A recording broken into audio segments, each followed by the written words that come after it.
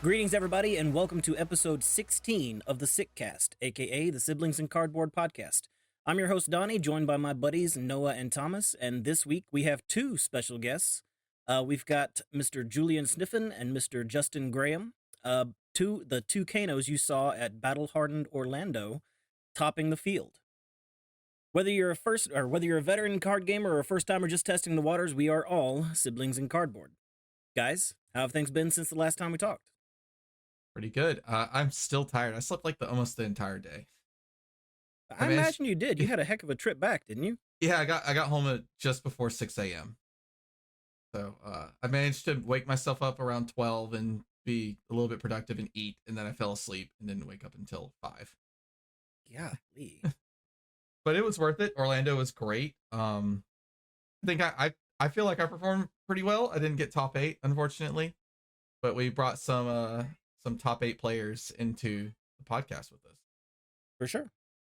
What about you, Donnie? Me? What did I do this week? A whole lot of working, a whole lot of nothing really. I skipped on Friday because of school. I've gotten nothing but A's in my college classes so far, so I'm really excited about that.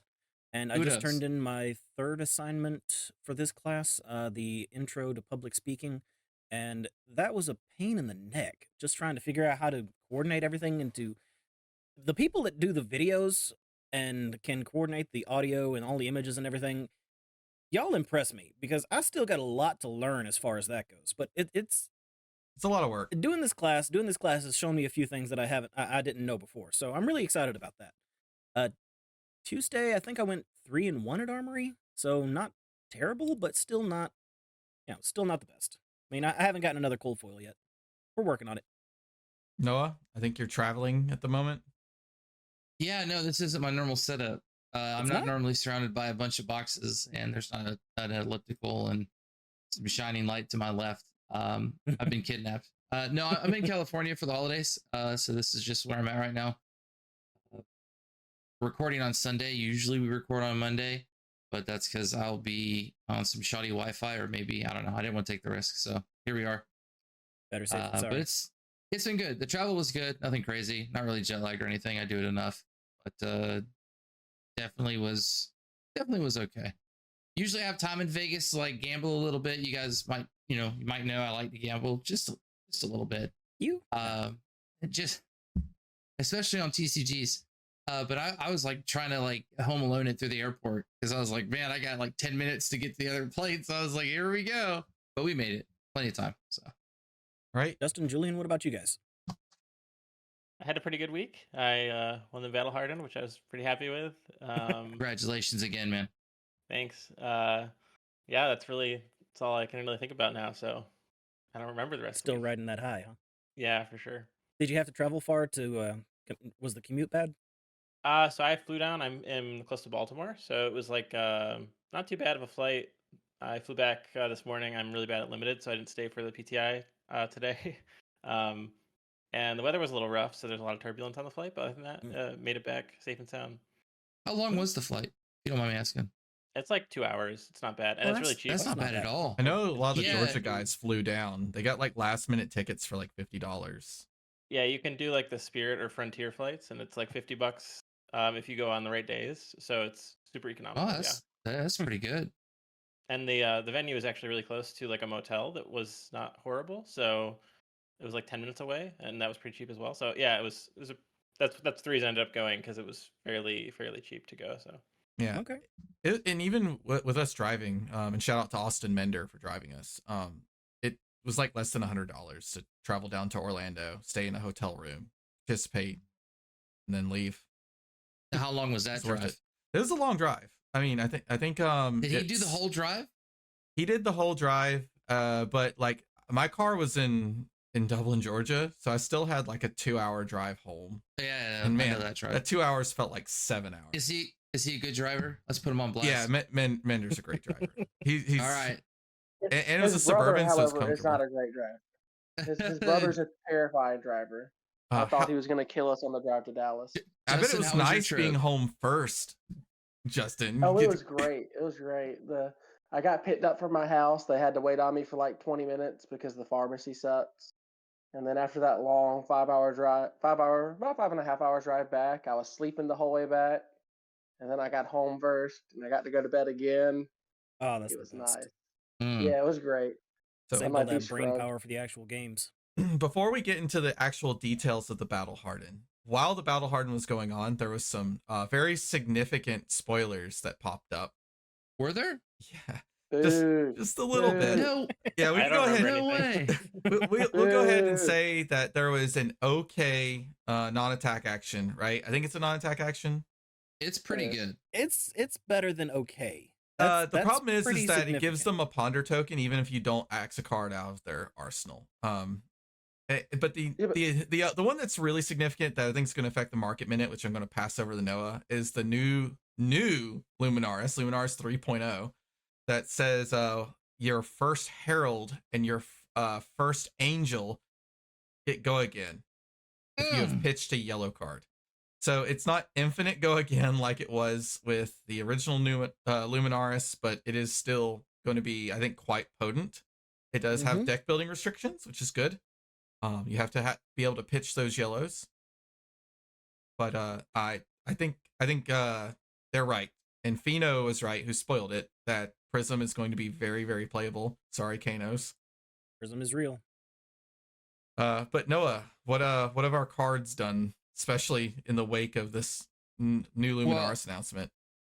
First of all, I don't know, Dory cards were probably a little bit on the rise, but it's more for Kasai. It ain't Dory now. If Prism becomes this meta, although Dromai still keeps Prism under wraps, but I don't know, maybe not with the extra go again here. Maybe there's some better plays. This might smooth things out a little Herald bit. of Erudition is really good. I've heard Lucas say that matchup's actually just really poor, and the way to make it better is you have to side in like certain cards, and it makes your other matchups bad. So this might solve everything. But I'm a Prism main. That just put it that way. Dory's gone. This I'm not gonna deal with it. I'm just gonna join it. So I have fully sold out on Prism, and it's happening. I'm happy for you if you're not being sarcastic this time. I'll believe it when I see it. Nope. I'm not being sarcastic. I own every piece of cold foil equipment, including the hero. I'm ready to go. It's game time. So if you can't beat it, you join it. I think this deck is going to be amazing. It plays the way I want to play in terms of value. It has really fun decision-making trees. Sure, why not? I also speculated a ton of money on Prism stuff, so this is making me extremely happy. But yeah, let's get into the market. You're scaring me, dude. Sorry. I'm starting to believe you. No, I'm serious. I'm going to play Prism. I cannot play Dorian to a Prism meta. I'll lose my mind. All right. So it took me a minute because I went right to the Phantasmals. I went right to the Raptures. They're up a little bit. You know, I went right to the Wave of Realities, which are technically pretty high. But I went to the Figments because I was like, there's got to be a spike somewhere. And there is. So Figment of Erudition is now was like $9-10. It's now $20 plus. These are the Majestics, by the way. The Marvels, only just the main ones have Majestic gone is up. 20 now. Yeah, the Majestic is now $20, and you only need one of them. So like, don't get too, you know, like, oh no, it's $60. It's only one. Don't need a whole play set. But yeah, they've all went up. Ravages as well doubled in price. It's now $22 plus. Protection is up to $40. Protection seems to be the one that they play the most. Protection or Edition, I think, are the ones. Rebirth might, at least for the Marvel, but not for the Figment. It's really weird. But those three would definitely spike. So you're looking at your Edition, Protection, and Ravages. The waifu tax is real. Oh, it is, because the Marvels, there are no Marvel, your Edition, the Sorayas, they're 243 is the cheapest one right now. TCG player. So good luck with that. The Protection of Wars, there's one more left at 70, then they go up to 80. So the Marvels are on a rise, but not anything crazy yet. Protection is as well, I guess, the Protection Marvel. But the other ones haven't moved as much as you think. So definitely big on Prism. I will give you guys one more card that isn't on Prism Spectrum, just to give you, keep on top of it, and that's still Crown of Dominion. Just in case you guys thought that card was getting any cheaper, it's now $73 for the Rainbow Foil. which I think is pretty crazy. And the cold foils, I believe, are 80 plus. So, I mean, we checked in, I think it was 55, 60 last time. It's still going up. Just throwing it out there. It has not slowed down. So, if you're Is this just speculation that gold is going to be better in expending gold, or Dromai is still? I think there's a lot of people really wanting to play Kasai, and obviously, because people are, it's way too early to speculate, but people are speculating Royal Kasai. So a lot of the lists I've seen in the purple Discord and some Discords about Warriors, a lot of things about starting Royal. Okay, I think it's over. That's all we have for the card pool right now. I know. People are crazy. Look, well, the market does crazy things, so people are crazy. So here we are. But that's it. We could go on and on about the Prism cards. They are going up. If you have any interest, I would find a cold foil Prism right now. The Awakener of Souls are all bought out on TCG. There's only one left at 170. So if you want your cold foil hero and your Marvels and stuff, start looking now, because it's only going to get worse once the deck gets more well-rounded and play-tested. Once one good result happens, they're going to go up again. I guarantee people are playtesting now. Like, yeah, you see the card, people are like proxying it and playtesting it. This is going to be big. So join the Prism Revolution. Sorry, Kano players. I really did try and find Kano cards. I did. They're just not going up in price yet. That's so interesting to me, because it's clear that Kano is a threat. Like, he is very much. So let's just go ahead and jump straight into the Battle Hardened now. Why was Kano an effective choice for Battle Hardened Orlando? Let's start with Julian. To be honest, I think Kano's been effective for a really long time. I think he just has a very high skill ceiling and takes quite a bit of reps. And I think very good players don't want to play Kano because he's quite high variance. And if you're a good player, you're probably better off playing something lower variance and just doing better that way. But I think the one thing that happened recently was obviously Icelander LL'd. And it's not so much that people are cutting AB, but the fact that Icelander LL'd allowed redline decks to do a lot better, I think. So you saw a lot more redline Azuri, for example.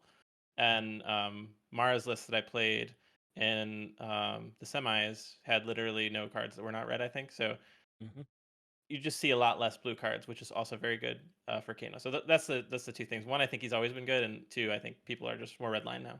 I got my butt kicked by a redline Azuri.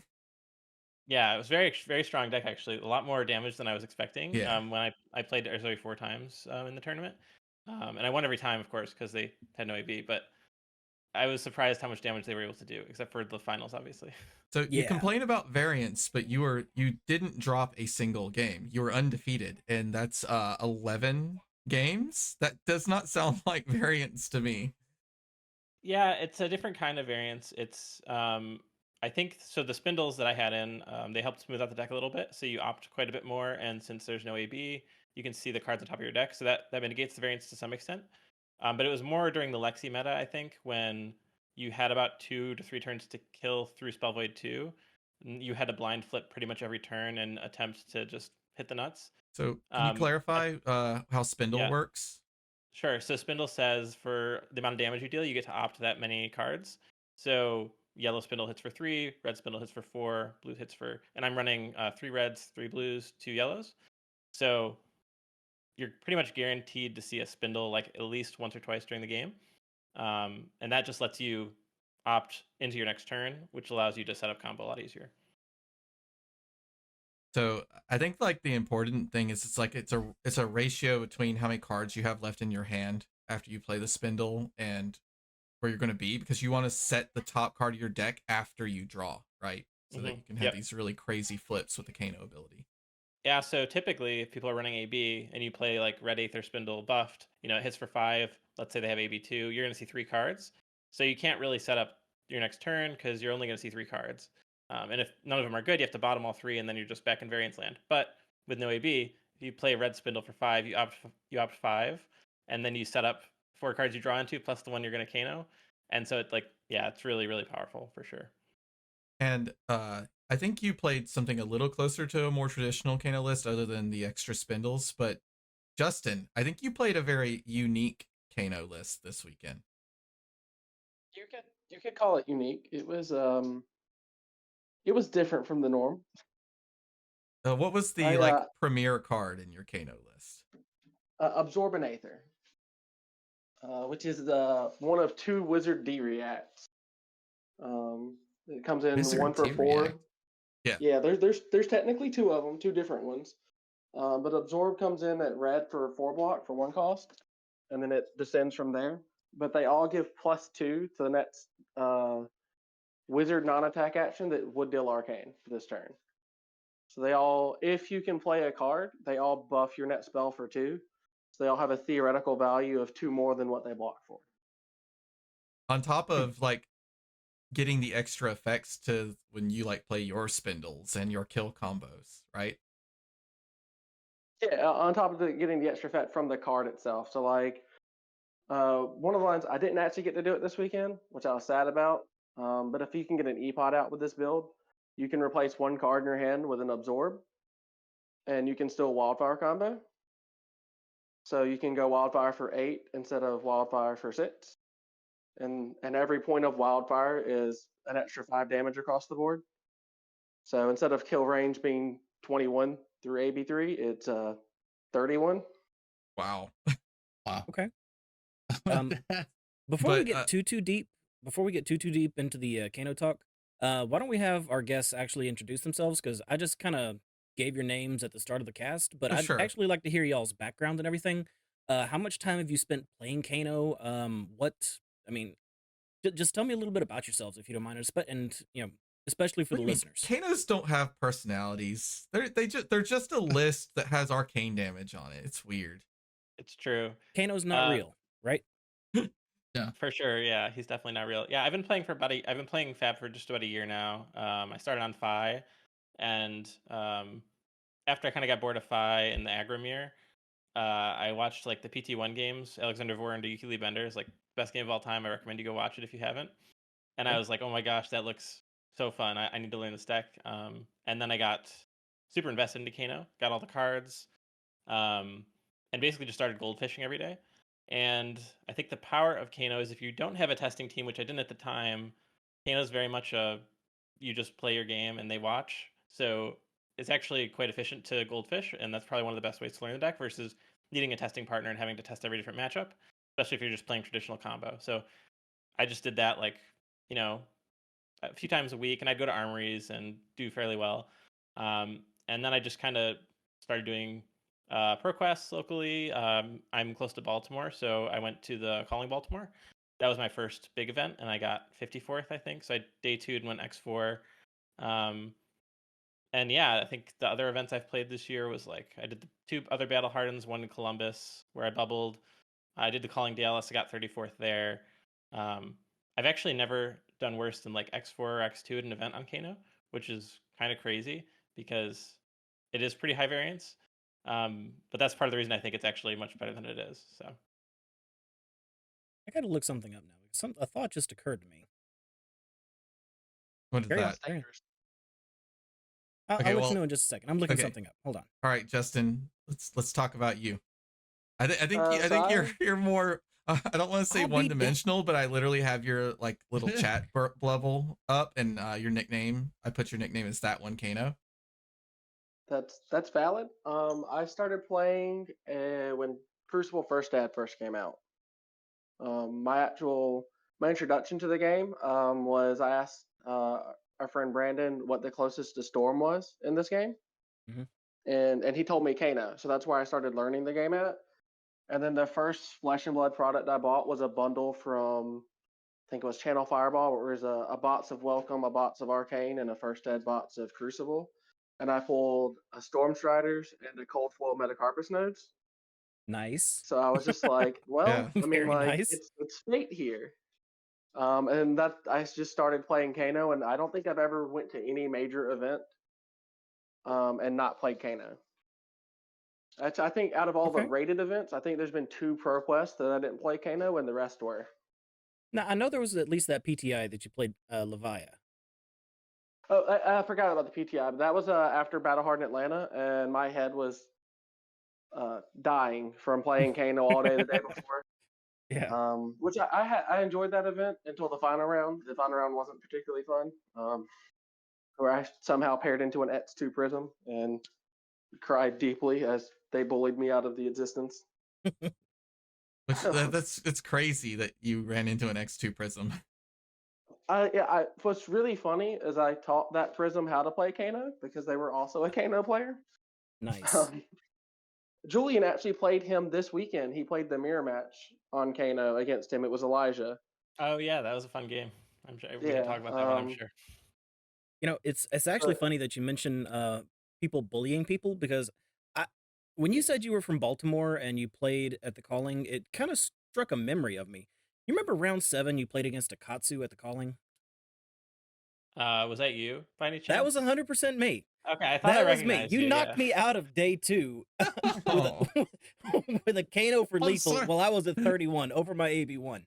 I- I got knocked out of day 2 contention by this man right here. Talk about a small world, right? Yeah. That's so awesome though. I had to go Yeah. back and look at my list, and yeah, there he is, Julian That was Sniffen, his round epiphany. 7. He just kept looking at him going, I know you from somewhere. Yes. That's where it was. I love it, dude. It was trauma related. Yeah. You made him pull that memory back. Actually, I do remember, and I remember you were really nice about it because the one thing I will say playing Kano is like some opponents handle losing to Kano better than others, and I do I mean, remember it was crazy. It was crazy to watch. How can anybody get upset about that? I mean, like I play that match, by the way, all the time as Dorinthia with no AB, and I love it. I look at you do your thing, and I go, man, if he has it, he's got it. Because like, what do I care? It's fun. That's just part of the game. There's a couple heroes. There's Kano. Sometimes he goes off, and you're just like, yep, bye. Yeah. Sometimes he plays 2 Art of Wars, and Do he's you know got how many 5 cards times in I hand. have been one shot in blitz by this man right here, Tommy playing Reinhardt? Literally, he has taken all my cards out and killed, and I have sat there and just gone, all right, well, Yeah, I drew for 4, a skirmish like at least season- I did that. Yeah, for a skirmish season, I was playing Berserk Reinhardt. So sometimes you just have no cards, but no, I mean, it happens. It's Right. Let's Who hear cares? about maybe like your story of the Battle Hardened Orlando. Let's like what Take you me through had the to rounds. work through, your matchups, some like notable play choices you might have made. Yeah, I can go first. Sure. Let's see, the first pairing I had. So like obviously going into the event, like Bravo's pretty strong in the meta right now. That's a great matchup for Kano. Part of the reason I brought Kano was because I thought there'd be a lot of Bravos there, and my other deck I've been working on, Dash.io, just has a really bad matchup into Bravo, so I felt like my chances were better on Kano. So round 1 paired into a Bravo. My strategy for Bravo is, I mean, you can't really lose into Bravo, but I think the 100% strategy is just to pitch stack a second cycle combo, and they can't kill you fast enough, and you just that way. why if they is happen to that? be, So I don't like. Yeah. I have no idea about Kano. You know, like why can't Bravo? why can't he win? Why can't he win? Yeah, like why does it feel so one sided? Yeah. So Bravo can win for sure. Like if he draws like crippling every turn or whatever and dominates you, and Kano doesn't find Wildfire, like you can lose that way. But I think he has a really hard time presenting a lot of damage without tapping out because all of his cards are so expensive. And since Isolator's left, a lot of Bravos are going to AB1, which makes the matchup even worse. So the one way Bravo I think can win is if they have Oasis and they just sit on an arsenal. And if a Kano isn't super experienced in the matchup and just sits on combo, waits for him to tap out to like maybe 1 resource or tunic floating, and they happen to have Oasis, the Bravo will win. So the way you mitigate that as Kano is you just play for second cycle and you say, I'm going to block all your damage. I'm going to set up a double Wildfire. That way, if you do have Oasis, I just respond to your Oasis with my Wildfire, and then you win anyway. So that's the 100% way to win the matchup. That's what I do. So I bring in like 3 Syncs, 3 Fates, 3 Oasis, and I just pitch stack. And I don't think I've ever lost to Bravo doing that. So yeah, that's sort of my plan. I think other people play differently, and they just play for tempo, and you can still win that way. But if they happen to have Oasis, I think you can get hosed still. So that's why I don't do it. Thank you for that. Yeah. Round 2 was the Kano mirror that Justin just mentioned. So I was playing against, I guess he's a Prism main, but he was playing Kano that day. And that was a really close match, actually. So as I said, I have Oasis in my deck, and I bring in 1 or 2 for Kano in particular, just because if they Wildfire, I can Oasis it, and they don't expect it. And I had tempo, and it was like really close to the end of the game. I think we were both around 10 life, and he pretty much tapped out, which meant I could kill him. And I went to Kano, and it was Oasis on top, which was a brick because you can't banish it. So I was like, okay, pass priority. And then he passed to his turn, and it passed to my turn, and I didn't have any cards. So he presented lethal, and I had to ragamuffins the Oasis that was on top into my hand so I could Oh. play it. It was like a very Wow. crazy line. Yeah, that's cool. Nice. So Yeah. And then so he banished the Sonic Boom, played the Sonic Boom, and he whiffed on his Sonic Boom, which allowed me to win the game. So other than that, that was the closest game of the day. I almost lost that one for sure. Wow. Ragamuffins for Oasis Respite is like seriously cool tech. Yeah, I don't know if it's tech so much as it was just like the only thing I could do to stay alive, but it worked. And then round 3 was Akatsu, who unfortunately had AB2, but when we presented our sideboard, he forgot to swap out a Kodachi, so he only had AB1. And I was gonna give it to him, but he's like, no, it's fine. We have already presented. So I ended up killing him turn 1 anyway, and I don't think it's true. AB2. Oh wow. I don't think a true ninja. He went with honor. Yeah. Kudos to him. I think AB2 doesn't save him anyway because I hit Wildfire into Flare into Blazing, and he had tapped out, so he was dead. Oh anyway. wow. Oh my god. Yep. Okay. That's brutal. I feel like there's Yep. more of that story coming. Yeah, I feel Yeah. like geometric like expansion of numbers is kind of like problematic in Flesh and Blood. Yeah, for sure. Then we had the lunch break, and then I think the next round for me was it was Azuri on Oasis. So again, same plan as Bravo. I just side in D-Reacts and stuff and get second cycle. If they're sitting on Oasis, they can't use Codex, they can't use Death Touch, so they can't present that much damage. That was a pretty actually easy. Travis. Yeah. Travis Yao, one of our locals. Mhm. Okay. Our Yeah. shops. He was talking about that you soul read his one of Oasis in his arsenal. Yeah, it's pretty obvious because I saw him pitch all his codexes, and I was like, okay, well, you're not gonna not play a codex unless you can't play a codex. So, and also like the way he was playing it, when you play Kano enough, you can kind of soul read a little bit easier. So that was a pretty smooth win, and then I played against the Azalea that I actually played in top 8 as well. I forget his name, but he's a really good Azalea player. I think I killed him turn 2 when he tapped out. It just happened to line up that way. It was turn 2 or turn 3.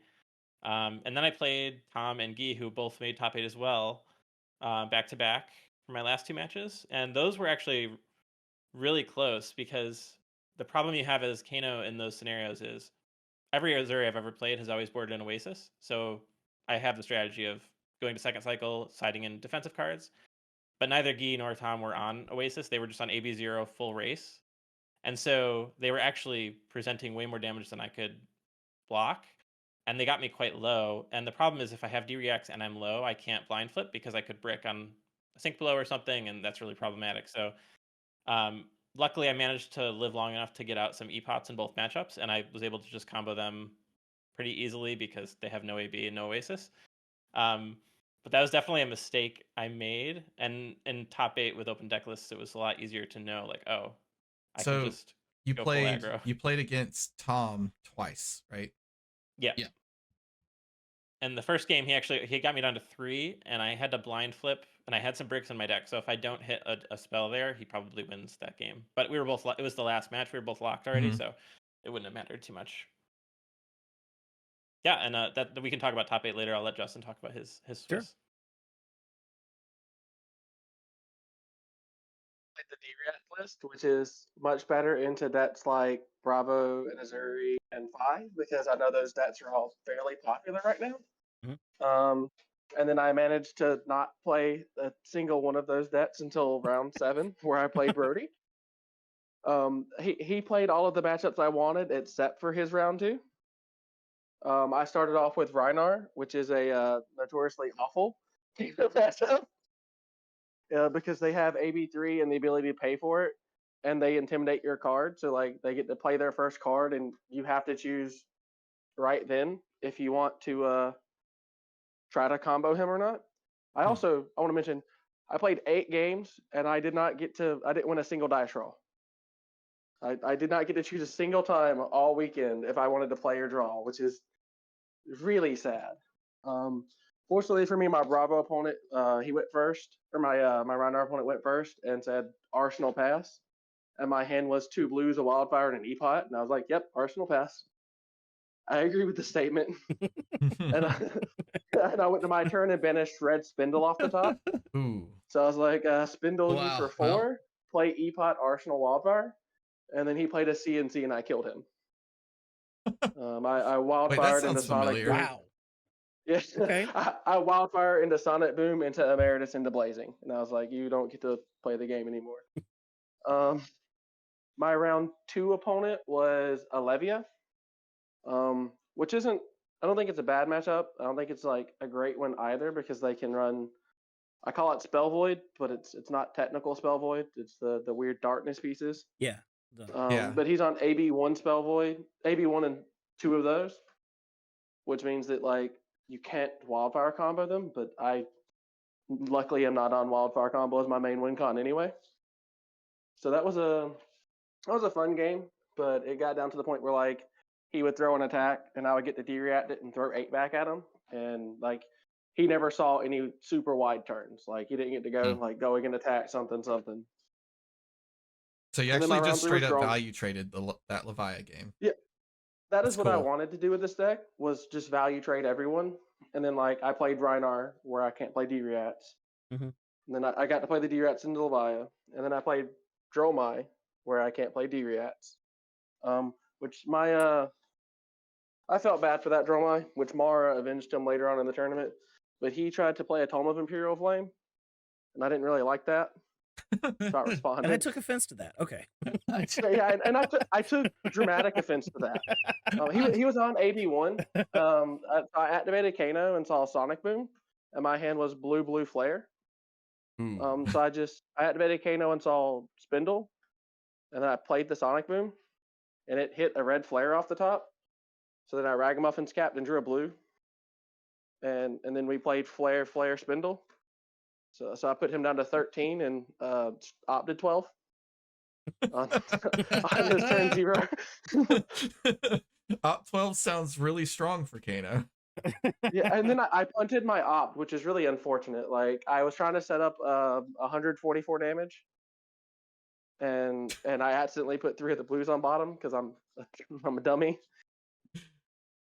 But I realized it as soon as I passed priority after the opt, and I was like, well, I can still play through my misplay. So on his turn, he rabbled me on his second turn, and then played another Tome of Imperial Flame, and I again took offense to that. So I banished 2 Blazing Aethers off the top, and then played the Lesson in Lava that was in my graveyard and killed him. Or in my arsenal, not my graveyard. Wow. Okay. Which I was able to do it because my tech into Dromai is Pursuit of Knowledges and Nourishing. So my opt, I put a Pursuit and a Nourishing in my opening, and I put an E-Pot on top. So I got to Pursuit a Dragon, put an E-Pot into play, and Arsenal the Lesson in Lava. And have a popper in hand. Right? I didn't have the Nourishing that game. Okay. But I could have, yeah. I just pursuited a Dragon to have a 5-card hand. Yep. And then was like, you're at 13 and then you have AB1. Like there's 2 Blazings on top of my deck. You're not living for very long. My round 4 was, who was round 4? It was a deck I was allowed to play Katsu. It was AB3 Katsu. AB3 Katsu? AB3, all yes. right. Which is not an amazing matchup because Katsu has like good cards that cost 0. Yeah. He's got plenty of blues too. And a billion blues. But it was really funny because I get to play the D-Rats in that matchup, and we got to the end of the game where it was 5-3, and he played a 3 attack at me and only had 1 card left in hand. And I played a D-Rat and had 2 floating and 2 cards in hand, and he looked at me and he's like, pass priority. I can't attack you. Because if I see any card off the top, he dies. Yeah. But I can't look at the top because if I whiff, I die. So I was like, yeah, you can pass priority. I'm fine with this. And then my hand was the cards I got to keep was blue and a lesson. So I got to lesson him and waning moon him off of 2 cards, and he had to give me 2 cards, and then he just died on his turn because he had to play a card. But since he played a card, he only had 1 floating, and I just de-reacted, killed him from the top. I noticed you said Waning Moon, so does that mean that you're playing Waning Moon when you're playing the D-Reacts? And most of the matchups I am. The only matchup I think I don't is Azalea and Phi. You play Crucible? I play Crucible. Okay. I play Crucible into Azalea because they're a lot of the game I just can't play on her turn, even with the D-Reats, which I side out some of them against her because they're just not as amazing. And Phi just doesn't present AB like 9 out of 10 times. And the Crucible on Spindle is really, really important. Right, because you could push it up to 5 with the red spindle, which means if you have an empty hand, you draw 4 and you know your top card, right? Yes, and for my deck, it's a little more important than the normal one because it means I know the top card isn't a D-React. So you don't whiff, yeah. Okay. So I don't whiff. Yeah. I also get to play Mind Warp into Phi, which is really funny with the absorbs, because I get to block out their mounting anger and then make them discard shuffle their hand away. Clarify. Mind Warp is a little obscure, so clarify what Mind Warp is. So Mind Warp is a 0-cost yellow that deals 2 damage, but it has Surge. So if it deals more than 2, they shuffle their hand into their deck and draw that many cards -1. So it's collapsing trap. Yeah, if you're familiar with the Riptide collapsing trap, makes them discard it. That makes them discard where this one shuffles, so they don't actually lose the cards, unfortunately. But it does mess up their pitch stack if they were playing towards a pitch stack. Yeah, it also just gives them less cards in hand. Oh, too. it just shuts off a 5 the less cards is the important part. Like when Phi goes pitch red, play Mounting Anger, and they have 2 cards in hand, I get to go block 4, deal 4. You have a card left. Like that's just we're just in feel good mode, and like life is good. Okay. But we didn't get to play any 5s, which is sad. But Katsu, I did side it in Katsu because I didn't think he was going to be on AB3. I kind of assumed AB1 was going to be what he was doing.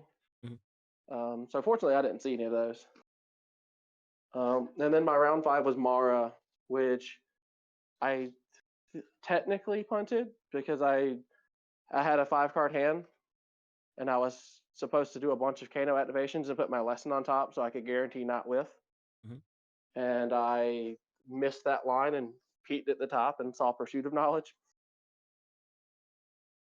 which just ends the turn there. Yeah, Wait, did you had Nourishing the turn before to get 5 cards, and then you had Pursuit the next turn? Yes, yeah. I Nourishing. Well, so on turn 0, I got an opt-in, and I opted a Pursuit and a Nourishing to the top. Or no, I opted a Pursuit to the top, so I could play it. And then I happened to hit the second Pursuit. Wait, yeah, so the one last Pursuit in your deck, you hit that too? Yep, there you go. Yeah, I hit that off the top, and I was like, well, that's sad. Okay. Which I had to like, because I had Wildfire and Arsenal and 4 blues and a lesson in hand. It's like, I just strictly misplayed there. Oh, but you couldn't get rid of the stuff out of your hand, so you could use Ragamuffins to get rid of it. No, so I can. So the technical line there is 3 Kano activations, because I had the E-Pot. It's 3 Kano activations, break Boots, let Boots resolve, Ragamuffins cap, draw, put lesson on top, play your let the lesson vanish, play your Wildfire for 6, play your lesson, let the search for lesson, let the second activation resolve, play the lesson, search for blazing, let the final activation resolve, play the blazing. But I was thinking Wildfire lesson card blazing instead of just Wildfire lesson blazing. It was a line I shouldn't have missed, but this list has different math than I'm used to. So after 5 rounds, I was kind of tired, and AB3 cost isn't exactly what I want to play against. So that's like missing one of those. It has to be, man. It has to be. The Dromai matchup seems so weird because like it feels like you should just win that, but the Ashwings do give them AB1, and the Flame Skill Furnace actually generates a ton of resources, even though they're red. On their turn. Normally, I don't have to deal with Dromais being technically proficient enough to actually play with the Ashwings as AB. Most Dromais, even if they have it, they'll just play out their cards and then they'll try to activate it, and you can respond then. Mara, on the other hand, I have play tested with Mara probably a good 50 games in total on Kano versus Dromai to learn the matchup. So she knows. So she knows exactly what she's doing, and was like, it's whatever. Like, I think I've probably won 30% of our games because the Dromai matchup's kind of a coin flip of, does she see Sand Cover or Thutmai or Oasis, if she's whichever one they're on for Prevention, before you see Wildfire? If she does, the game's probably over. Like, we do run ways to kill Thutmai now because we can't just kind of let her have a card that kill us. Yeah, if But the my resolves, you just feel sad as a wizard. yeah, well, no, that's why we play the kill spells for it, because Mhm. like we can lessen on our turn to tutor for it. And then I play the additional ones that gain me intellect because I think it's good enough to do.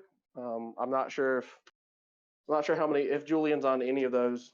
I'm on one nourishing. I would have run pursuit instead of nourishing. I just couldn't. I have a rainbow foil deck, and I didn't have a rainbow foil pursuit, and I didn't want to have one non-foil deck and like get dredge called or something. So, and I'm also Oh not yeah, used to running the card. yeah. If your pursuit of knowledge is your only non-foil, that looks Yeah. that's very very Looks That does sketchy. look a little sketchy. Yeah, I We should think have the asked dra- before the event because I could have borrowed a non-foil pursuit from Austin, and I had a rainbow foil in my deck. Yeah, I think the draw my matchup's interesting, especially with the red line list because it's really like the more turns, the more cards draw my draw is like the worse it gets for Kano exponentially. So like you're really on like a 2-turn clock, I think, to kill Dromai. Because if they find a Thamai, even if you happen to kill Thamai the next turn, that's like another 4 cards they draw to find sand cover, which they're all running at least one sand cover. So Mm. I think it's really just go as fast as you can, which I've taken to heart when I play Dromai. And they don't have I to commit tried. I very just screwed much. it.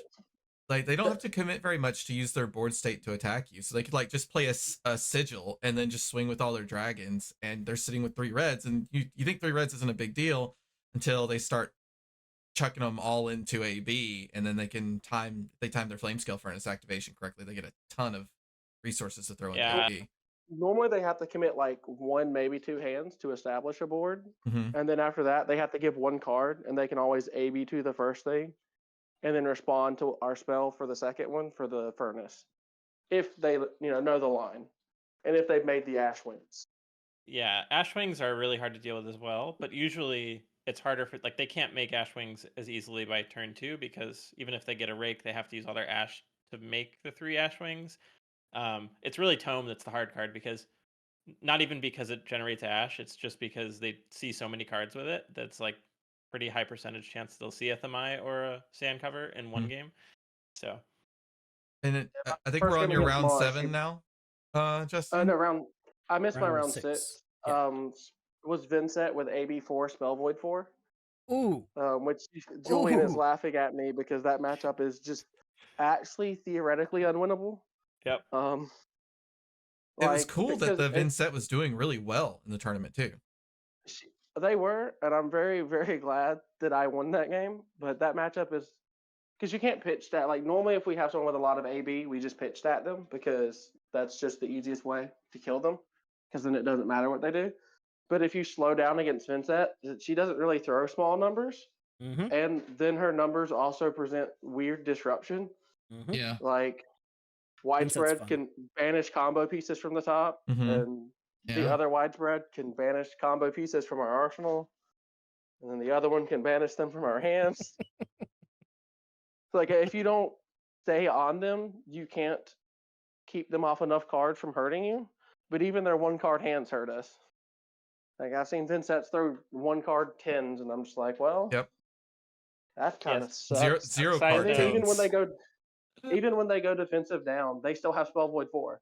So like even if you put them on that 1 card and they go 10 you, and you try to combo off with Spell Void 4, your Wildfire hits for 2. Mm-hmm. So your lethal range is a lot lower.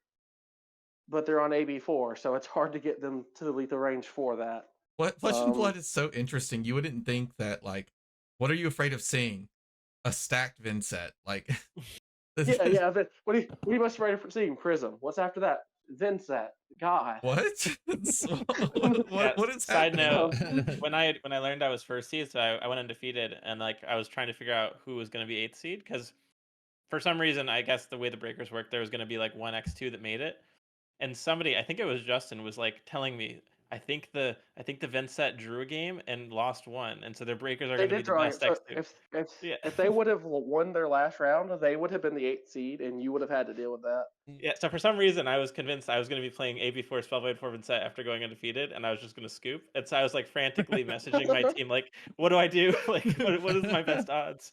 But it ended up being I didn't have to play it. So. I mean, Chris, did they all tell you that you just die, right?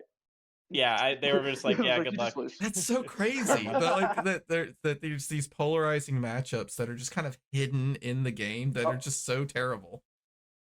I will say Yeah. that my list is better into it than normal because of the D-Reats. I can push damage over their AB4. And I run Moon into that. But if I had to go for a Wildfire combo on turn 2 that I knew could deal 0 damage, because I still had a card in hand and Spell Void 4, and I was only playing it for 5. And they run a And decent I number had of to, blues. they do. And I had to play it to get the Darkness Boots in their Banish Zone. Because they took like 7 life from it, and when the game ended, if they had 3 more life, they didn't die. They put lethal on the stack at me, and I killed them over by 3 with the Waning Moon. So if I just did that, or I killed them over by 1 with the Waning Moon. So if they had 3 life, they live. So you gotta like pump fake So, a combo at them to try to get rid of those darkness pieces. I wasn't even a punt. I had a Lesson Advantage and a Blazing Advantage with 4 resources up. I said, I'm going to kill you if you don't play them. Yeah. You will use them right now, or you will die right now. So here are 2 options here. Nice. And I'm And then not your even sure last that's round like. was on camera. Yep. Your- Last your- one Then was the on last one was camera. on camera versus Brody, which was the only matchup I like. Bravo was the only matchup I wanted to play against, and well, Bravo was the only one I got to play against. Which is really good because, like he was saying earlier, like if they can go wide or if they can just like throw the good dominate attacks at you, they can beat you.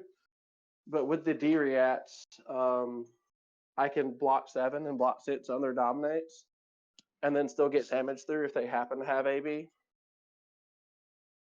That's pretty Which good. allows me to play a tempo game against them, so that like, since I'm not pitch stacking the matchup, when I get to the end game, I'm just not scared of an Oasis or Spite anymore because, like, I'm not trying to wildfire something them. I'm going Emeritus Scolding for 8.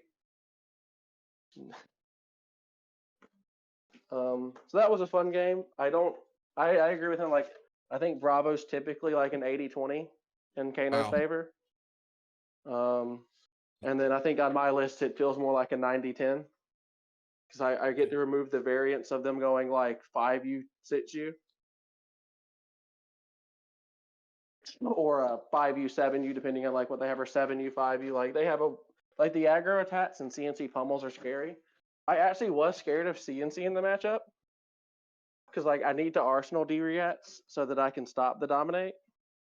But if I Arsenal D-Reats and he goes CNC, I go, oh yeah, my deck doesn't work anymore. So unfortunately, he only saw the 1 CNC, and I made him pitch it because I was trying to hurt him with Lesson in Lava. So I didn't have to deal with that too much. And that match, you bubbled Brody out to exactly 9th. After spending the entire day running around after Brody, telling him, I want to play you, Brody. I want to play you, Brody. And Brody's like, no, please. Just, I don't want to play any Kanos. I was trying to play into Brody all day, and he was within Yeah. 3 seats of me all day. And I'm just like, I'm going to get you eventually. And I was actually sitting beside Ethan after round 6, and he's like, depending on like, if your next game is going to be a 3-minute game, we obviously can't throw you on stream. But if your next game isn't anything that's going to end in 3 turns, we're putting you at the streamer table. And then the round came up immediately. He's like, who is it? And I was like, it's Brody. Get him. But before we get in top 8, I'd like to butt in and talk about my Swiss experience a little bit because I think I get to be an honorary Kano. I was on Dash.io. And when I say honorary Kano, I get to like watch people's like soul leave their body when I crank a red grenade off the top at the beginning of the turn with a Tekla core out and then play Toma Final and gain 6 life.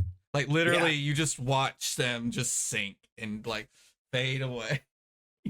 Awful. Why would you ever do that to anyone? Dude, I got to do it a lot. People are like, Dash.io has so much variance. I'm like, I don't know. Like, I went to a PQ and did this over and over again. And then like I was at the Battle Hardened Orlando and I was doing it over and over again. So red grenade, tome, draw 6, and I'm sitting on 6 cards against a Phi.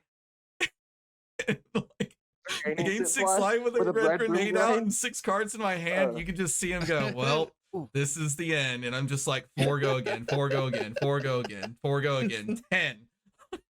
When that deck gets going, I think it's one of the most fun decks to watch and to play, and the worst deck to play against because it's just. I think I've had a game where I got to do the like crank a grenade off the top, play Toma Final, gain 6 life, and play all 3 of Spark of Genius in one turn. And the person's just like, what is even happening? I'm like, well, I played a high octane and a Toma Final, and I put out 5 items in 1 turn. I think you died. I dealt around 48 damage and gained 6 life. Holy crap! I think Dash IO is a consistent version of physical Kano. Like, Yeah. So it's like I'm gonna throw on average like 20 at you, and then if I pop off, I'm gonna like 55 you and gain apparently 40 life according to you. so Toma Final, bro. my first round was Azuri, which had me a little spooked, but I think they were a little bit of a newer player. They didn't block a heist they could have blocked. It was dominated. They could have thrown a tunic and flick knives in front of it. I could see why you wouldn't want to do that, but they immediately lost the game off the free Teklo core I got. So block the heist. Heist is good. Always block heist. And then I ran into a Leviah, which I got to do really unfair things, and they got to below 13 very quickly. So they didn't get to do very much. And then who was it after Leviah? I think it was, I can't remember my round 3 because then it was lunch mode. But I was 3-0 going in, and then I faced the Phi, and that's when I did the really unfair like 6-card hand turn into a Phi. And then I played Gi, and Gi kicked my butt. It was just Erase Face, which if you've played Mechanologist, Erase Face is like the worst card. It's like you've got to block for 6 because it gets rid of the class word off of all your cards, so you can't boost. So none of your stuff works. And he's just like Erase Face, shakedown, Erase Face, deadly death touch. And his second shakedown, I just didn't block at all. I'm like, if you have it, you have it. Just I kind of like even put a card into my arsenal. I'd stop my turn early and put a card in the arsenal. I was like, I want to bait him into a Command and Conquer or Leave No Witnesses. And I was just like, please be Command and Conquer, please. And it wasn't. It was Shakedown. And he took a Twin Drive out of my hand and turned off my throttle, my Max V turn, which I could have maybe won the game with. And God, he is so good. He is a really good player. He definitely impressed me when I played against him. Like, I think more than any other player, he was extremely procedural with how he played. Like, not missing any priority windows and just very clean player. I was really impressed by him. Yeah. So yeah, I would not have wanted to play Dash IO into him at all. Dude, it was so hard. He always had the exact effect every time. And he always blocked perfectly. And then I played Brody on Bravo. So that's a really hard matchup. I think I made a couple mistakes. And he also plays Dash IO. So he knows the math perfectly. And so this guy just will not give up his Crater Fist. I'm like throwing stuff. I'm like, please block and go down with no armor with 2 block left on it. And he just won't. He refuses to. And I get to the end of the game, and I think we're the last 2 in the round still playing. I did get to throw a 15 dominated Hyper Scrapper at him. So everyone got to see that, and that was fun. But it didn't kill him.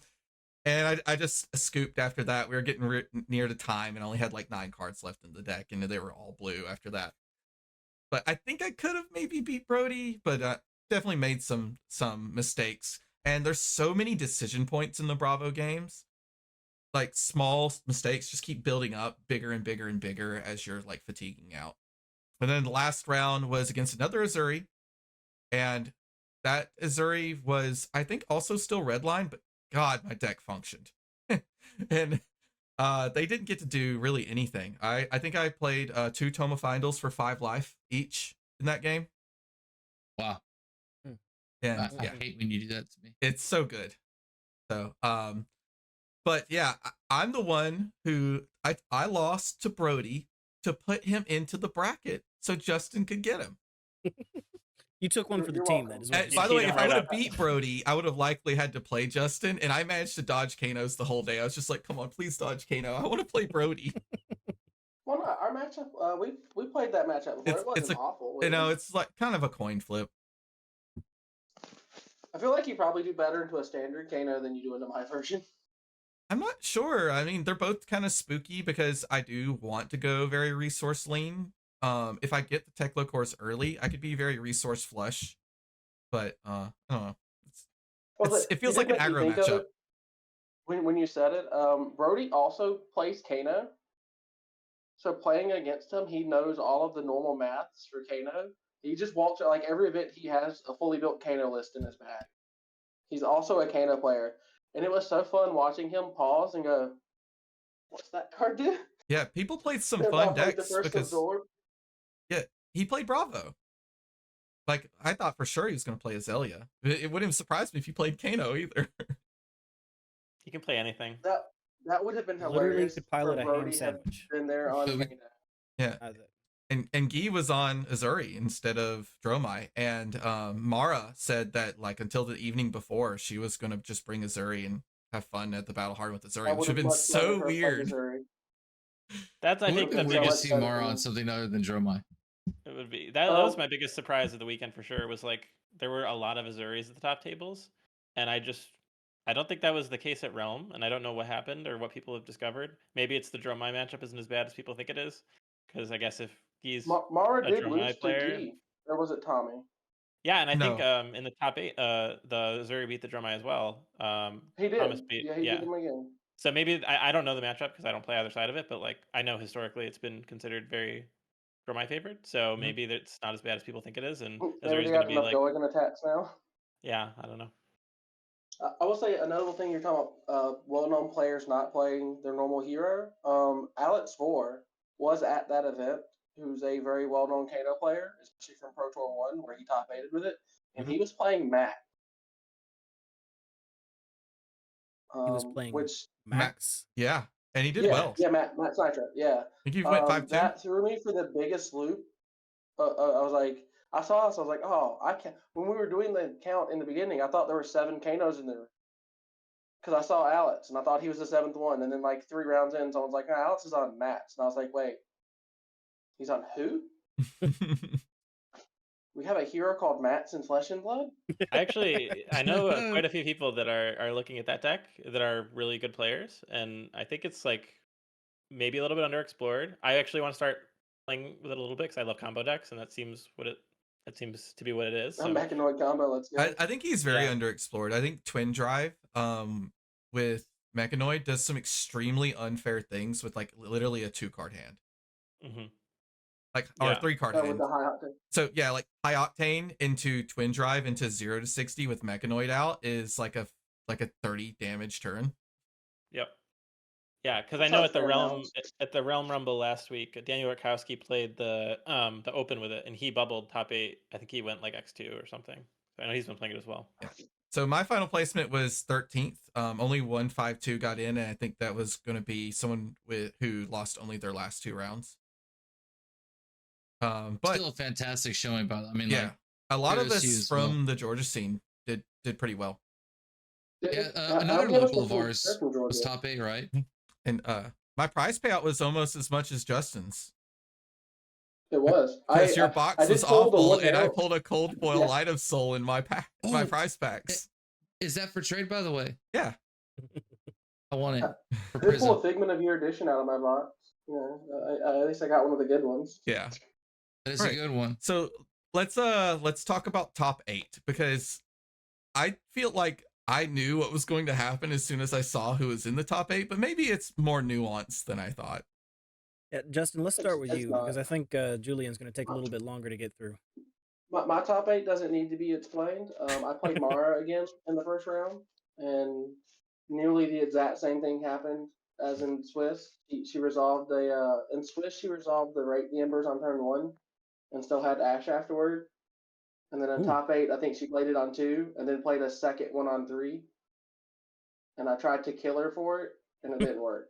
So I would like to note that I did let her attack with the Azalai and not block it. And then when she attacked with the Ashwing, I Pursuit of Knowledge, or I Nourishing it Menace blocked to pop it. And then on my turn, I Nourishing another Ashwing to try to reduce her ability to go play 1 card and then hold a bunch of AB up.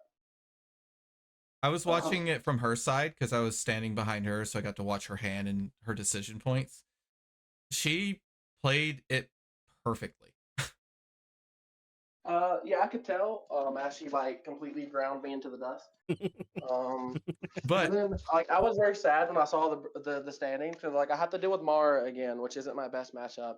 And then if I somehow manage to beat Mara, unless Julian hosed himself on an Azalea mirror, or on the Azalea game, he's already won. I had to play him, and my list don't do that. My list don't do the Kano thing against Kanos. It would require him like making an egregious misplay, which I've seen the man play. I watched this man like 4-tome into triple wildfire Elsa in Dallas. This Elsa said play channel, and then Julian said take 45. And I was like, I miss Elsa. Right. And that was take 45 from the like first blazing, and there was still one banished. She was just dead, so it didn't matter anymore. But you guys are on the same team, right? Yeah, you guys are on the same testing Sonic team. What's the team name? I'm not sure. It's Sonic Doom. Sonic Doom. Yeah, like Okay. boom, but Doom. Sonic Doom. Yeah. All right, cool. I like it. All Kano players. Yep. Okay. So yeah, I saw that top 8 breakdown, and I was like, well, I have to hope for the best to beat Mara, and then I have to hope for the best that Julian loses, but I don't want Julian to lose. So like, it's kind of a, I was like, I'm screwed. This. So like ProQuest all over again, where my top 8 was Prism and the Spell Void AB Starvo and the Spell Void AB Starvo, and I was like, this is atrocious. I'm done with this game. Well, Julian, let's hold on. Let's... How did you leave the top 8? You left the top 8 in a unique way. Mara, you lost to Mara, but I played a Cindering Foresight, and saw Sonic Boom, Emeritus Scolding, Blazing Acre, and I put them in that order. I played a Sonic Boom for 5 at Mara, and she 2-blocked it and left a red up, which means I knew I could. Left a card in hand, which means I knew I couldn't kill her. So when I banished the Emeritus Scolding, I killed it myself with it. I said I take 6. I was hoping she would triple block the Sonic Boom, because if she does, she'll only take 2, and she'd go down to 10, and then Emeritus would come in for 6, and I could pitch my last card for the Blazing Aether. But she played appropriately and blocked an extra like 4 damage that I didn't think she was gonna be able to block, and I was like, I die. And that hand was complicated too, because she had the choice of like play Chromai or play Thamai. And I know a lot of other Dromai players might fall into the trap of spending the 1 resource to play Thamai and would have immediately died. For her to play that Thamai. That would have been so good. Yep, the Chromai turned on her dragons, let her swing, and it didn't cost her any extra resources. It actually did more than just turn on the dragons, because as soon as she did the Chromai, because I wasn't a decent, I could take a few dragons before I died, and if she played any dragon that wasn't Chromai or Thamai, I could dig for a Aether Dart, and kill an Ashwing and gain an extra turn. Because she loses her go again. Yeah, because the go again never gets resolved. So like it being Chromai specifically was like super bad, because even if I kill the Chromai, she gains the action point back. But if I don't kill the Chromai, she just has 2 action points anyway. So like it being Chromai was awful, because it meant I don't even get the option of like trying to find what I need. Well, I think it's almost sad that one wasn't recorded, because that match was actually really interesting and funny, because you Emeritus scolding yourself. Yeah. Went out in style. No one gets to kill me but me. All right, let's talk about Julian's very successful row through top 8. Yeah, so my first round was against the same Azalea I'd played in Swiss. His name's Carlos Cruz, I think. Really good player. Azalea can be very scary. I don't think it's Kano favored. I think it might be like slightly unfavored, because they have so much inertia, and Seek and Destroy is really strong as well, and you can't block it. So I was first seed, obviously, so I get to pick if I go first or second. I chose to go second and just hope they don't get like red in the ledger or strong inertia effects. And he goes, I think he played like the buff that lets you opt, or he loaded a Remorseless, and then he buffed, and then he swapped it in for the Dominate, and he played it at least with inertia. So I like automatically don't get an Arsenal next turn. I can't block the damage. It's like worst case scenario. But I think I was able to, I blocked it, like took 5 maybe, and then second turn I was able to opt a bunch, set up my next turn. Then he plays it, like he basically inertiaed me 2 turns in a row, and then luckily the third turn there was actually a really critical. He played a bolt and shot for 9 with 1 card in hand, and he had opted and left the card on top. And so I really thought that he was gonna codex me because he had 2 floating. But I blocked out the bolt and shot, which I think was correct, and he just ended up passing. The codex was on top, so he was hoping he could reload off the bolt and shot and then Azalea into the codex. And luckily, I think that's what's won me the game is that block. Because then the next turn he didn't have an arsenal, or he did have the arsenal, but it wasn't a good one, and I was able to keep my wildfire and arsenal, and I comboed in the next turn. So it was a really close game actually. I think I was at like 15 when I killed him, and he was at like maybe 26. So So that close was game. a Man. 3-card block, arsenal last card, and then go for it. Yeah, Nice. exactly. Yep. Yeah, and that's really critical. Is like you need to arsenal one of your combo pieces and just go the second you can, because you're not going to get more than like 1 or 2 turns with the arsenal because they just have so much arsenal disruption. The matchup sounds so hard because you don't have really armor either. Yeah, you have literally no armor. And Red and Ledger actually works against, even though when Kano vanishes off the top, it's an instant speed, it's still an action. It's just timing. The timing changes to instant, so you're not allowed to play multiple spells off the top either. So Red and Ledger is really bad into Kano, or really bad for Kano, I should say. But luckily, pulled that one out, and then the next game I think was on stream against Mara. It was quite the high roll. I went second because I don't want to give her free Ash, and I knew she was on AB0. She played Tome. I blinded a Wildfire and a Blazing, which is like the highest roll I could have asked for. I actually misplayed because I ended up ragsing my Red Aether Dart to play the Wildfire Aether Dart Blazing combo, and I had the option of popping my Spellfire Cloak to buff Wildfire by 1, which would have been an extra 5 damage. At the time, I thought that I didn't need to do that because Justin was gonna be yelling pretty at you in the car, by the way. We had already left and we were driving, and Justin was like, "Freeze!" He's like, "Break the Wildfire Cloak, break the cloak." I was really angry at you. Yeah, so because I was responding to the Tome, and I thought, well, she's gonna block all this damage with her Quell, and she's not gonna be able to resolve the Tome, and her turn's gonna suck, and I'll just keep the Spellfire Cloak for later and the Metacarpus for later and get more value out of it. But she ended up really smartly just blocking the first damage and then still being able to play out a Tome, and she got a Kyloria, I think, which is really strong and nourishing. So took like 12 damage. Luckily, she didn't find a Thamai, and then I was able to close it out. I think the next turn, I forget how the next turn went. I just remember she snatched, and I was like, okay, I can't let her draw a card, so I just have to go for it. And I think actually I had to make a weird decision. I played like a D-pot, and I didn't arsenal because I had a Tome blue. And if I arsenal the yellow Tome, I can't D-pot it on top to draw cards with it. So it's like a really weird. I chose not to arsenal so that I could D-pot the Tome, which I think was the correct line. It was just like I've never had to do that before, but it ended up working out. So it was a pretty crazy game for sure. It was. I have to go back and watch that. I actually missed that. Before you go to your next game, I was really angry at you when you chose to go second because she doesn't have Quell as her equipment. You absolute fidget. Wait, what does she have? Seekers. She has Seeker's Mint. You freaking moron. Wait, and that is a one-time use. She has Are you sure Seeker's she Mint. she didn't have the Quell one? No, she has. I played her twice. Yes, I'm sure. I thought she had Silken Form. No, she has Seeker's Mint. You idiot. Okay, well, then I should have gone. I should have gone first. Justin was losing it in the car. It was funny. Okay, that explains why the casting desk. That explains why the casting desk was so confused. I didn't even look at it. I just assumed it was the Quell one. I must have misread it. Or I also don't know any cards besides Kano cards, so that also helps. I hate you so much. You didn't even look.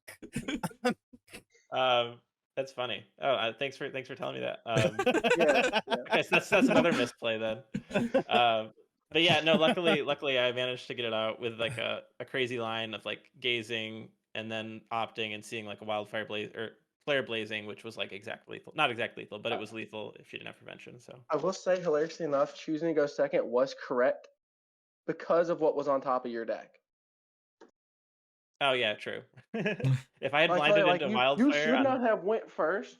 Yeah, or you should not have went second. But then you did, and looked at the top and was like Wildfire Blazing, and I'm like, this man's getting rewarded for really crappy decision making. That's what you got to do that sometimes. Hey, yeah. Yeah, so once I won that game, like I think it was pretty smooth sailing. I think everybody kind of thought I was going to win the next game by default because it was open deck list and he's Mhm. Missouri on AB0 with no Oasis. But Mhm. actually, I was like, I felt a lot of pressure and I was quite scared because those games where you think it's unlosable, you can definitely still lose. Like, there's a world where I just don't see Wildfire the whole game, It's and flesh and he blood. just disrupts me, and I lose on stream in the finals against AV0 no Oasis Missouri, and I will never live that down. So I was kind of feeling the I bet you pressure, lived that down. We would flame you until the end of time but about luckily that. this one I just went full aggro. I went first. I actually had a really bad first turn where I had all blues. I banished a blue Emeritus and a blue, another blue. No, and then I played a gaze and saw like blue eye. So I was only able to do 4 damage, which is not good at all. It's a And I good had no thing you good play on both arsenal. turns. Exactly, yeah. The real Mhm. problem is I had no good arsenal. So I had a blue Aether Flare, which is like the best option just because if I hit a wildfire, then Flare will get buffed by it and buff the next one. So it kind of carries through the damage. And yeah, I just happened to get the eye the next turn as well. See Blazing Gaze or see Wildfire Gaze, and like the line kind of played itself. Dude, Um, he didn't get yeah. to resolve a card. I was, the That casting was- table did have us very concerned because they Yeah. said that you arsenal depot. Yeah. They thought I had a Which depot I for some was like, reason. yeah, I was super concerned. I was like, everything you did, and then they're like, and he has a Yeah, we depot were all hand. I was like, like, what is why is he? happening? Why isn't he just playing the depot? Yeah. Yeah, no, it was blue flare, and my plan was just to like find a flare or a wildfire and just play like just do as much damage as I could, and like his shakedown I don't really care about, and then go to the next turn and blow him up. Because even if I don't hit a wildfire there, I probably still kill him on the next turn if like doing any amount of damage because it's So, just what was the there's no way final to block damage it. you dealt in response to that shakedown? It was 55 total. Yeah. Well, the Blazing Aether came in for 30 exactly. It was really good. Yeah, it was because it So was wildfire for 5, blue flare for 1, but that gets buffed by the wildfire, so it's for 6, and then the lesson gets double buffed by that, so that comes in for like 11 plus it's 3, 14, and then 14. Yeah. the blazing. So it's I yeah, know that's a high roll for I know sure. Discords and Twitters kind of exploded, being like, "Yeah, cool, Kano is so good for the game." Yeah, I will say like I've been on the Twitter sphere and stuff, and I think that some of it's reasonable. I don't think Kano is the most fun to play against, and I'm very sympathetic to that. And I will say shout out to all the opponents I had because they were super gracious when they lost in not great ways. And I know that like having been on the receiving end of Kano before, it's hard to do that sometimes. Including So kudos Tom to in the finals. Like, he was just yeah, no, laughing as you were doing he this. yeah, and I really appreciated that because it's just a good opponent. But I will say, people saying that like Kano has no way to interact with him, and like that's not entirely true. If you're playing an entirely red line deck, yes. But if you're playing an entirely like, go watch the Rhea game against the Lexi who brought AB0, and like the game might have lasted longer, but it's just as close as the game that I played. It's shorter because Kano does more damage. But like, I think you need to respect Kano, Mhm. or you need to accept that like you're just gonna try and dodge him, and there are definitely decks that are good into Kano, and there's definitely ways to interact with him for sure. So I didn't want to mention because you didn't explain why. You want to tell them why breaking Spellfire Cloak was the correct decision when you didn't do it? yeah, it's just But I the know the math. answer. You just didn't say it. Yeah, the math works out that like it would have been an extra 5 damage, and typically with Metacarpus or Spellfire, like if you use it on a combo turn, you're at most going to get 5 damage from it. So I'm essentially just cashing in the equipment for its max value at that point. Technically, Metacarpus could be worth a little bit more if I combo perfectly again later, but since I know the game's going to go like 2 turns, cashing in the equipment for the value would have been the correct play, and then it's not as close the next turn. Like I don't have to do 18 damage; I just have to do 12 damage. So. All right, guys. Well, thanks so much for coming in, sitting on our podcast. Mhm. Really appreciate it, and congratulations on your win. Yeah, congratulations again. Very impressive. Are you gonna go to Pro Tour? Congrats, Williams. Yeah, I might now. I wasn't planning on it, but Yeah, I have with the the invite. PTI. Here's the You real get question: a- are you taking Kano to the Pro Tour? Definitely not. No, I'm Dash hanging up Kano IO. after this. I think I'm going back to Dash IO, or I'm going to try Bolton. I think after Prism becomes good, that's not a matchup I want to play. No, it's not. Dash IO stonks go up if Prism stonks go up. Dash IO is very good against people with like poppable board states. I want to make sure before for we top get price? too far off from the top 8 discussion, we give out also a shout out to Chris who got top 8 on Dorinthia.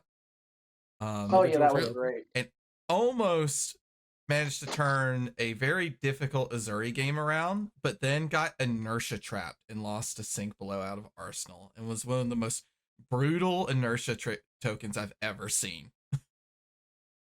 But yeah, shout out to Chris. Good job, man. While we're doing shout outs, I do want to shout out my Rhino opponent as well, Colin Bell, because he got turn 1 and then won out. He lost 1 game after that. He went 5-2 with Rhino. So I do want to give him a shout out as well, because that's really good. I didn't think Rhino was that good in this meta, and he Rhinor's a good hero. Brutes are actually in a good spot right now. Yeah, Brutes are in a pretty good spot. Which is weird, because you'd think with no ice, they wouldn't be, but go figure. Yeah. I did have one question. My brother has played a little bit of Kano, and I asked him, I told him that you guys were coming on, and he said, barring Prism and the new Luminars coming out, how do you guys think Kano is going to do in the next format? So are you saying if Prism wasn't here?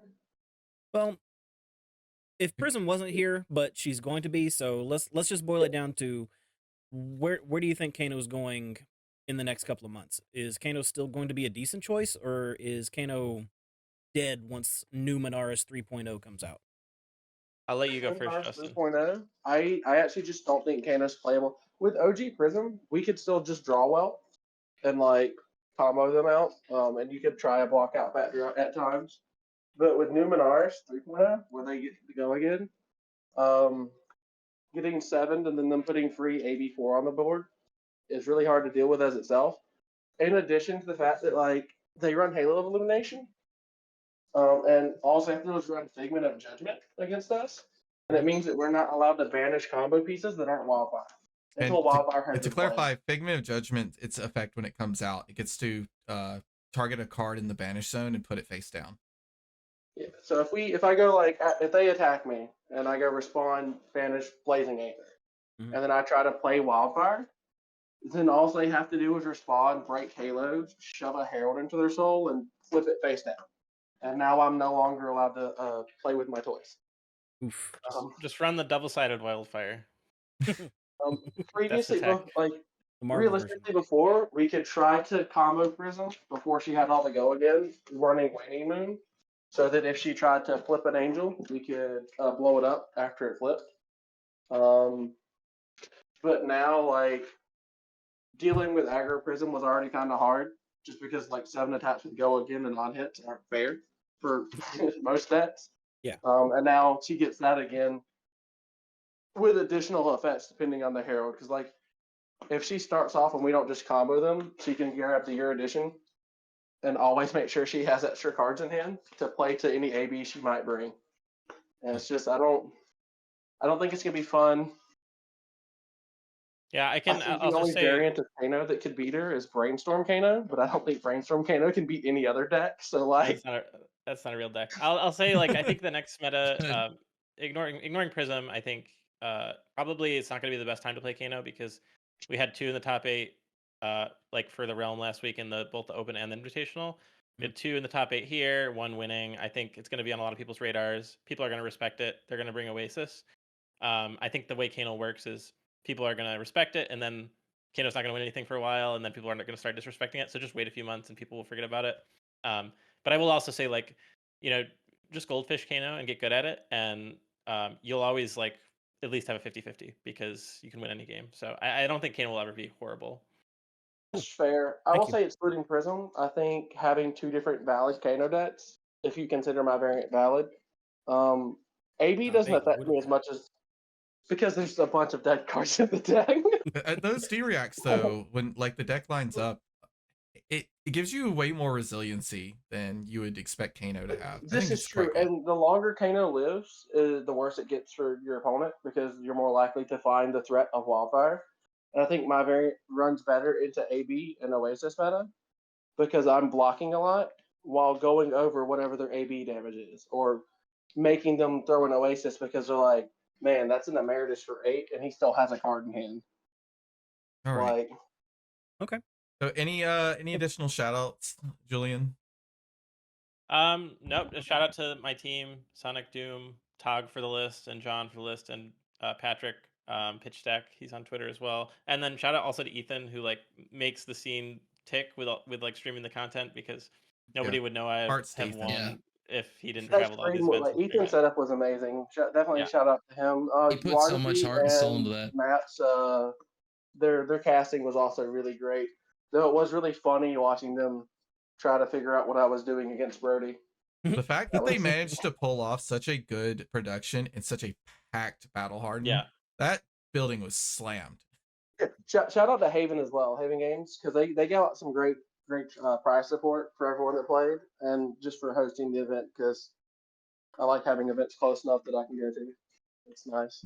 And they finished the event finished very promptly for we had an hour lunch Yeah, break too. There was no issues, and they gave us a lunch break, which Atlanta didn't do, which was kind of upsetting because I was starving. But it happens. Okay. Are there any socials that you guys want to plug before we close things out? We make fast. He makes some great Kano vids on what to do. Yeah. I leave that to professionals. Yep. All right. If anybody cares to reach out to those of us that are normally on the cast, I am Draco Hominus 87 on just about any social media you want to reach out. If you are interested in anything, any kind of written content, I do several different article series for fabric.gg. The latest one that just came out was one that I actually did on team building, so go check that one out. You can find me at Wet the System Fab on Twitter and Wet the System pretty much everywhere else on the internet. And I'm at Big Max Fab right now on Twitter. All right. So get us All right. out of here, Donnie. All right, thanks for joining us, everybody. We hope you enjoyed catching up with us this week. And if you did, subscribe or follow, depending on where you found us, to catch us again next time. Until then, take care of yourself, and remember, we are all siblings in cardboard. Discards your cards.